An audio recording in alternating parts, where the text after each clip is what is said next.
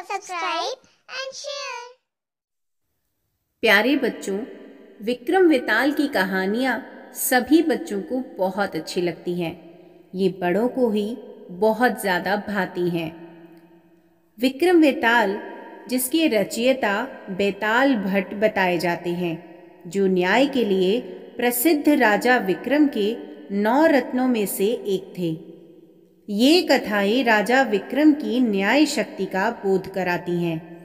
बेताल प्रतिदिन एक कहानी सुनाता है और अंत में राजा से ऐसा प्रश्न कर देता है कि राजा को उसका उत्तर देना ही पड़ता है। उसने शर्त लगा रखी है कि अगर राजा बोलेगा तो वह उससे रूठकर फिर से पेड़ पर जा लटकेगा। लेकिन यह जानते हुए भी सवाल सामने आने पर राजा से चुप नहीं रहा जाता। पर ये कहानियों का सिलसिला आखिर शुरू कब हुआ था? तो आज हम सुनाएंगे आपको बेताल और विक्रम की पहली कहानी, यानी विक्रम वेताल की कहानियों का सिलसिला कब से शुरू हुआ और उनकी प्रथम कहानी है कौन सी। आइए सुनते हैं विक्रम वेताल की पहली कहानी। और हाँ, एक बात और, हमारे इस चैनल को सब्सक्राइब ज़रूर करें, क्योंकि अब हम बहुत ही ज़्यादा मज़ेदार रोचक कहानियाँ विक्रम वेताल की आगे भी लाते रहेंगे और इसके अलावा भी बहुत सारी मनोरंजन से भरपूर कहानियाँ आपको हमारी तरफ से मिलती रहेंगी। तो इस चैनल को सब्सक्राइब करना बिल्कुल ना भूलें। आइए शुरू करते हैं हमारी पहली विक्रम वेताल की कहानी। बहुत पुरानी बात है। धारा नगरी में गंधर्वसेन नाम के एक राजा राज करते थे। उसके 4 रानियां थीं। उसके 6 लड़के थे, जो सब के सब बड़े ही चतुर और बलवान थे। संयोग से एक दिन राजा की मृत्यु हो गई और उनकी जगह उनका बड़ा बेटा शंख गद्दी पर बैठा। उसने कुछ दिन राज किया, लेकिन छोटे भाई विक्रम ने उसे मार डाला और स्वयं राजा बन बैठा। उसका राज्य दिनों दिन बढ़ता गया और वह सारे जम्बू द्वीप का राजा बन बैठा। एक दिन उसके मन में आया कि उसे घूमकर सैर करनी चाहिए और जिन देशों के नाम उसने सुने हैं उन्हें देखना चाहिए। सो वह अपनी गद्दी अपने छोटे भाई भृतहरि को सौंपकर योगी बनकर राज्य से निकल पड़ा। उस नगर में एक ब्राह्मण तपस्या करता था। एक दिन देवता ने प्रसन्न होकर उसे एक फल दिया और कहा कि इसे जो भी खाएगा वह अमर हो जाएगा। ब्राह्मण ने वह फल लाकर अपनी पत्नी को दिया और देवता की बात भी बता दी। ब्राह्मणी बोली, हम अमर होकर क्या करेंगे? हमेशा भीख मांगते रहेंगे। इससे तो मरना ही अच्छा है। तुम इस फल को ले जाकर राजा को दे आओ और बदले में कुछ धन ले आओ। यह सुनकर ब्राह्मण फल लेकर राजा भृतहरि के पास गया और उसने सारा हाल कह सुनाया। भृतहरि ने फल ले लिया और ब्राह्मण को 1 लाख रुपए देकर विदा कर दिया। भृतहरि अपनी एक रानी को बहुत चाहता था। उसने महल में जाकर वह फल उसी को दे दिया। रानी की मित्रता शहर के कोतवाल से थी। उसने वह फल कोतवाल को दे दिया। कोतवाल एक वेश्या के पास जाया करता था। वह उस फल को उसने वेश्या को दे आया। वेश्या ने सोचा कि यह फल तो राजा को खाना चाहिए। वह उसे लेकर राजा भृतहरि के पास गई और उसे दे दिया। भृतहरि ने उसे बहुत सा धन दे दिया। लेकिन जब उसने फल को अच्छी तरह से देखा तो पहचान लिया। उसे बड़ी चोट लगी, पर उसने किसी से कुछ भी कहा नहीं। उसने महल में जाकर रानी से पूछा कि तुमने उस फल का क्या किया? रानी ने कहा, मैंने उसे खा लिया। राजा ने वह फल निकालकर दिखा दिया।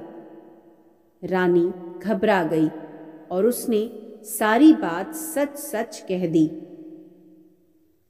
भर्तहरि ने पता लगाया तो उसे पूरी बात ठीक ठाक मालूम हो गई। वह इससे बहुत दुखी हुआ। उसने सोचा, यह दुनिया माया जाल है, इसमें अपना कोई नहीं। वह फल लेकर बाहर आया और उसे धुलवाकर स्वयं खा लिया। फिर राजपाट छोड़ योगी का भेष बनाकर जंगल में तपस्या करने चला गया। भर्तहरि के जंगल में चले जाने से विक्रम की गद्दी सूनी हो गई। जब राजा इंद्र को यह समाचार मिला तो उन्होंने एक देव को धारा नगरी की रखवाली के लिए भेज दिया। वह देव रात दिन वहीं पर रहने लगा। भर्तहरि के राजपाट छोड़कर वन में चले जाने की बात विक्रम को जब मालूम हुई तो वह लौटकर अपने देश में आया। आधी रात का समय था। जब वह नगर में घुसने लगा तो देव ने उसे रोका। राजा ने कहा, मैं विक्रम हूं, यह मेरा राज है, तुम रोकने वाले कौन होते हो? देव बोला, मुझे राजा इंद्र ने इस नगर की चौकसी के लिए भेजा है। तुम सच्चे राजा विक्रम हो तो आओ, पहले मुझसे लड़ो।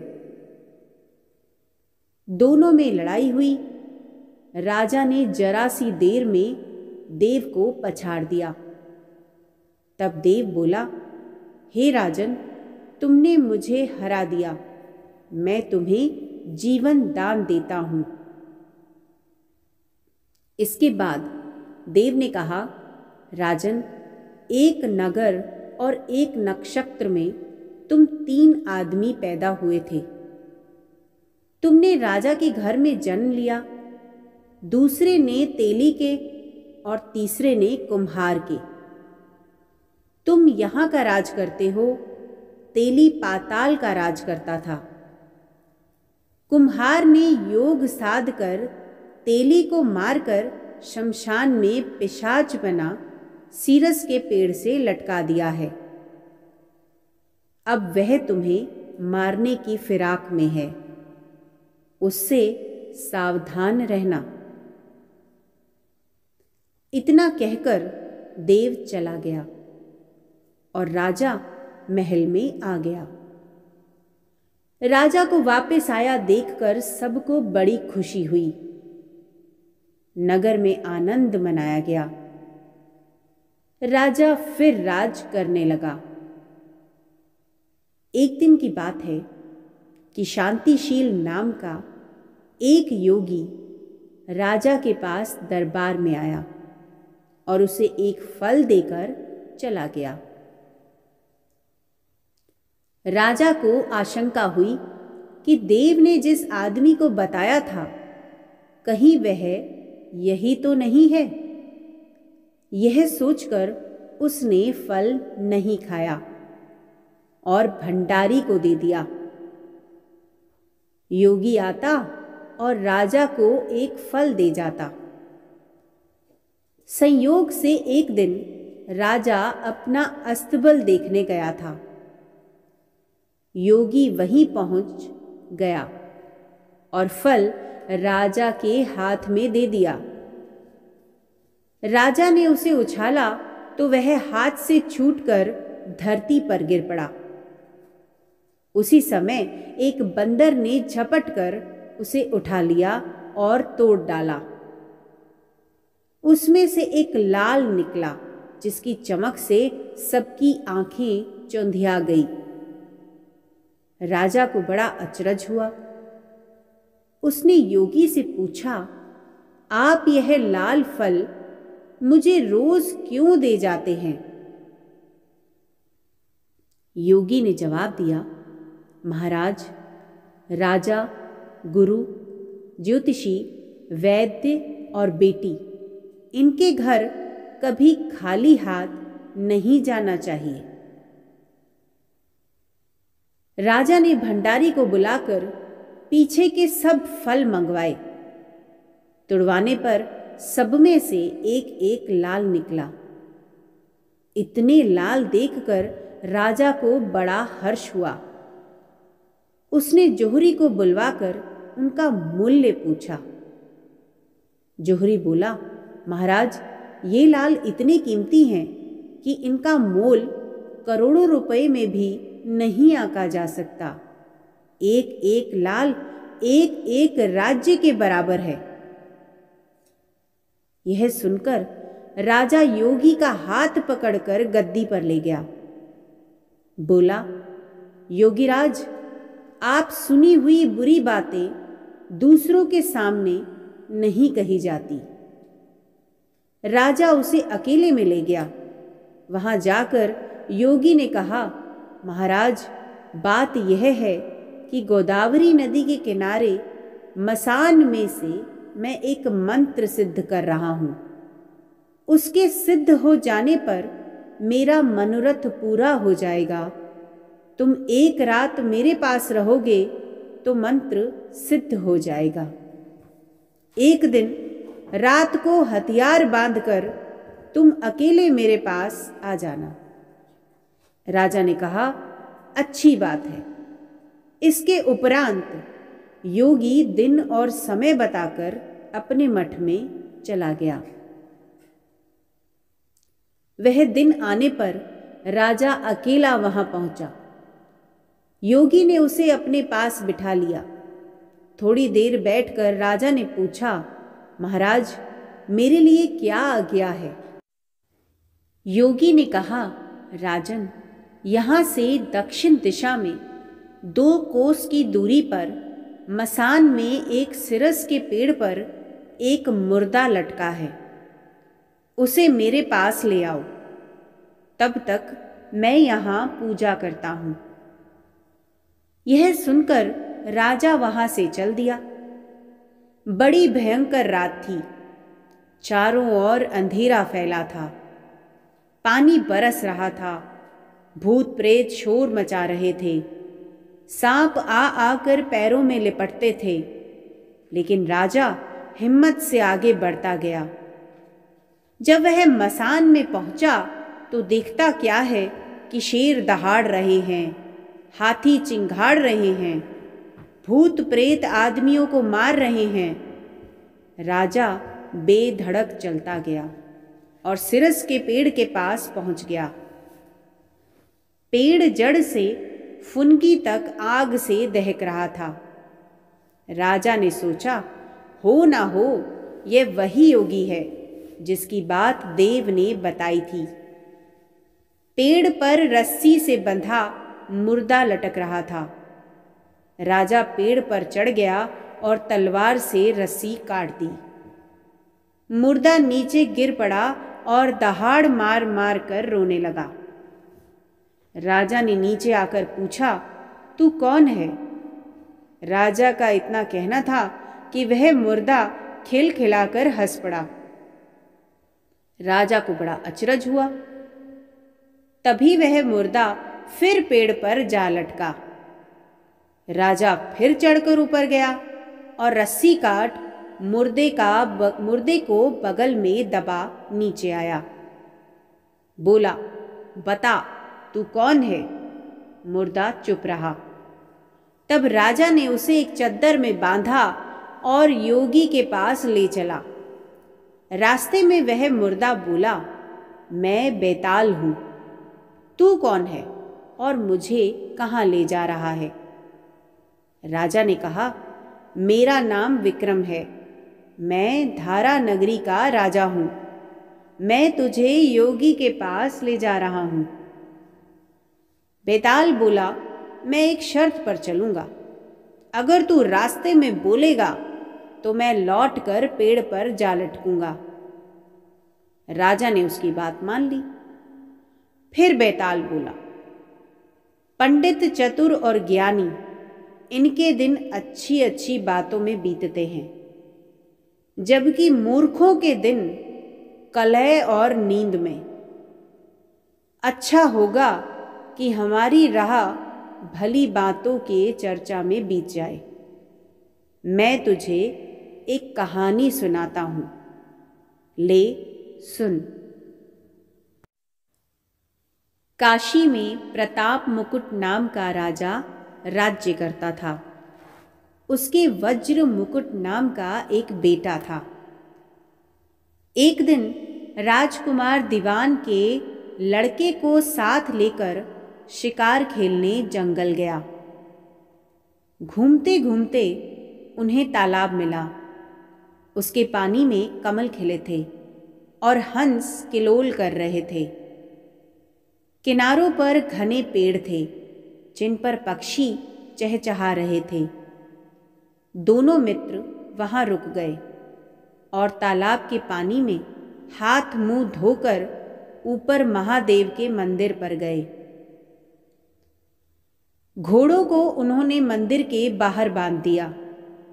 वो मंदिर में दर्शन करके बाहर आए तो देखते क्या है कि तालाब के किनारे राजकुमारी अपनी सहेलियों के साथ स्नान करने आई हैं। दीवान का लड़का तो वहीं एक पेड़ के नीचे बैठा रहा, पर राजकुमार से रहा ना गया। वह आगे बढ़ गया।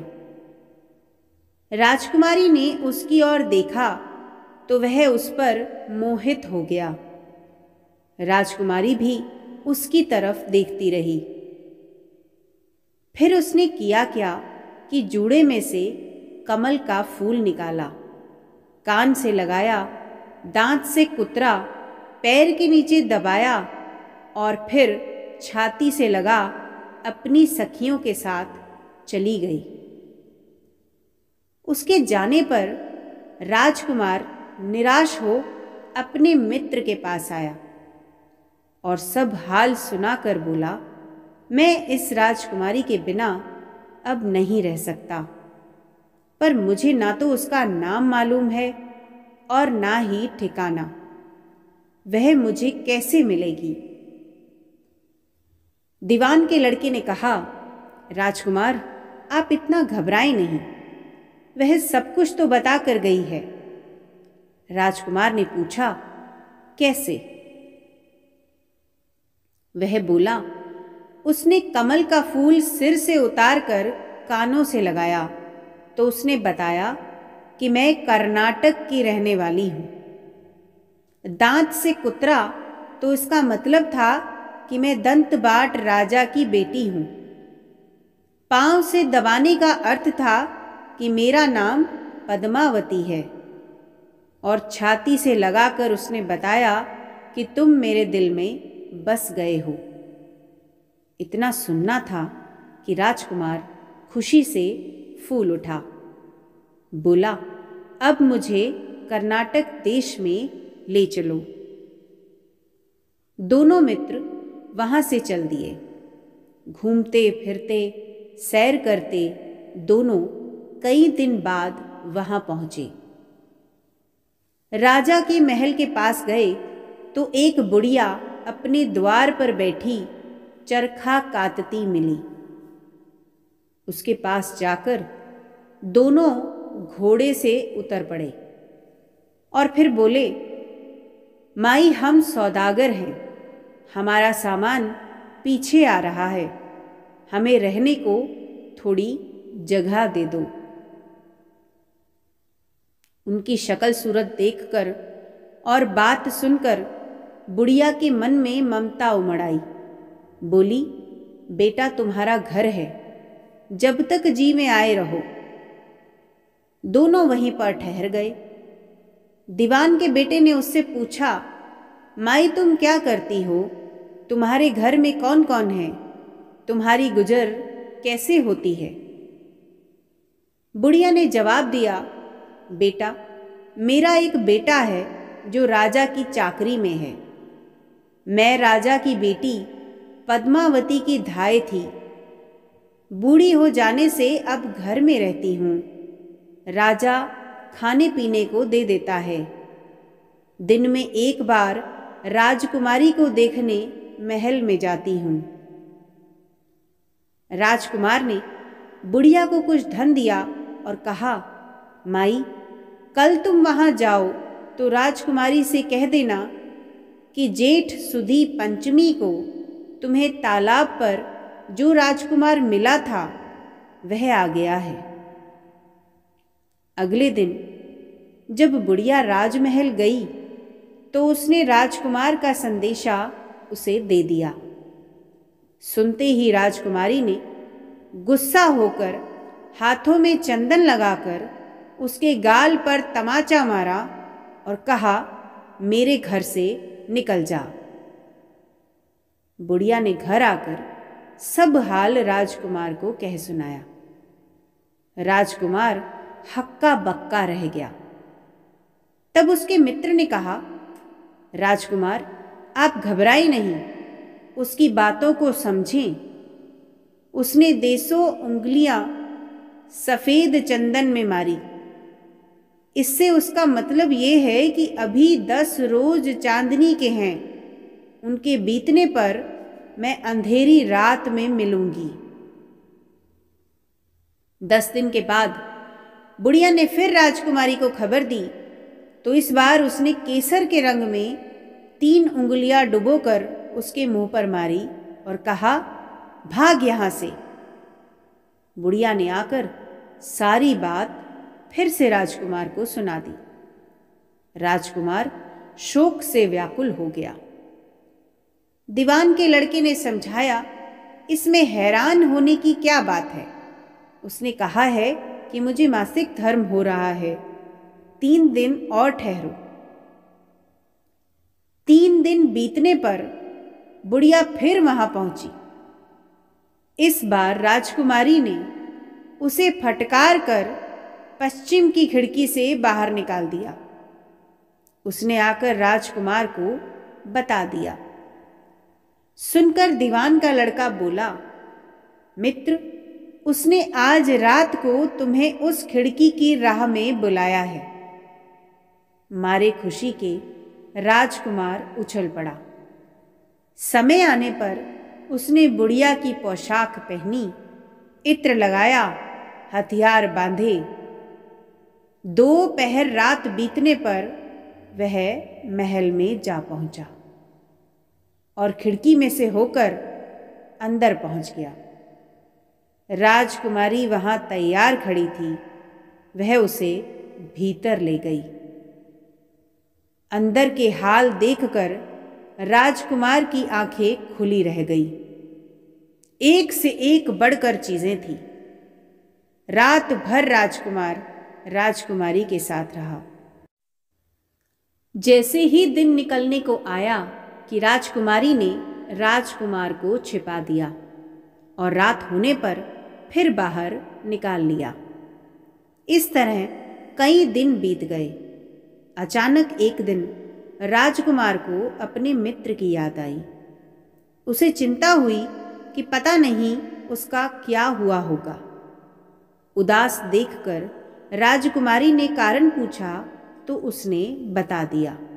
बोला, वह मेरा बड़ा प्यारा दोस्त है, बड़ा चतुर है। उसकी होशियारी से ही तुम मुझे मिल पाई हो। राजकुमारी ने कहा, मैं उसके लिए बढ़िया बढ़िया भोजन बनवाती हूँ। तुम उसे खिलाकर तसल्ली देकर लौट आना। खाना साथ में लेकर राजकुमार अपने मित्र के पास पहुंचा। वे महीने भर से मिले नहीं। राजकुमार ने मिलने पर सारा हाल सुनाकर कहा कि राजकुमारी को मैंने तुम्हारी चतुराई की सारी बातें बता दी हैं, तभी तो उसने यह भोजन बनाकर भेजा है। दीवान का लड़का सोच में पड़ गया। उसने कहा, राजकुमार, यह तुमने अच्छा नहीं किया। राजकुमारी समझ गई कि जब तक मैं हूं वह तुम्हें अपने बस में नहीं रह सकती, इसलिए उसने इस खाने में जहर मिलाकर भेजा है। यह कहकर दीवान के लड़के ने थाली में से एक लड्डू उठाकर कुत्ते के आगे डाल दिया। लड्डू खाते ही कुत्ता मर गया। राजकुमार को बड़ा बुरा लगा। उसने कहा, ऐसी स्त्री से भगवान बचाए, मैं अब उसके पास नहीं जाऊंगा। दीवान का बेटा बोला, नहीं, अब ऐसा उपाय करना चाहिए जिससे हम उसे घर ले चलें। आज रात को तुम वहां जाओ। जब राजकुमारी सो जाए तो उसकी बाई जांघ पर त्रिशूल का निशान बनाकर उसके गहने लेकर चले आना। राजकुमार ने ऐसा ही किया। उसके आने पर दीवान का बेटा उसे साथ ले योगी का भेष बना मरघट में जा बैठा और राजकुमार से कहा कि तुम ये गहने लेकर बाजार में बेच आओ। कोई पकड़े तो कह देना कि मेरे गुरु के पास चलो और उसे यहाँ ले आना। राजकुमार गहने लेकर शहर गया और महल के पास एक सुनार को उन्हें दिखाया। देखते ही सुनार ने उन्हें पहचान लिया और कोतवाल के पास ले गया। कोतवाल ने पूछा तो उसने कह दिया कि ये मेरे गुरु ने मुझे दिए हैं। गुरु को भी पकड़वा लिया गया। सब राजा के सामने पहुंचे। राजा ने पूछा, योगी महाराज, ये गहने आपको कहाँ से मिले? योगी बने दीवान के बेटे ने कहा, महाराज, मैं मसान में काली चौदस को डाकिनी मंत्र सिद्ध कर रहा था कि डाकिनी आई। मैंने उसके गहने उतार लिए और उसकी बाई जांघ में त्रिशूल का निशान बना दिया। इतना सुनकर राजा महल में गया और उसने रानी से कहा कि पद्मावती की बाई जांघ पर देखो कि त्रिशूल का निशान तो नहीं है। रानी ने देखा तो उस पर त्रिशूल का निशान था। राजा को बड़ा दुख हुआ। बाहर आकर वह योगी को एक और ले जाकर बोला, महाराज, धर्मशास्त्र में खोटी स्त्रियों के लिए क्या दंड होता है? योगी ने जवाब दिया, राजन, ब्राह्मण, गौ, स्त्री, लड़का और अपने आश्रय में रहने वाले से कोई खोटा काम हो जाए तो उसे देश निकाला दे देना चाहिए। यह सुनकर राजा ने पद्मावती को डोली में बिठाकर जंगल में छुड़वा दिया। राजकुमार और दीवान का बेटा तो ताक में ही बैठे थे। राजकुमारी को अकेली पाकर साथ ले अपने नगर में लौट आए और आनंद से रहने लगे। इतनी बात सुनाकर बेताल बोला, राजन, यह बताओ कि पाप किसको लगा है? राजा ने कहा, पाप तो राजा को लगा। दीवान के बेटे ने अपने स्वामी का काम किया। कोतवाल ने राजा को कहना माना और राजकुमार ने अपना मनोरथ सिद्ध किया।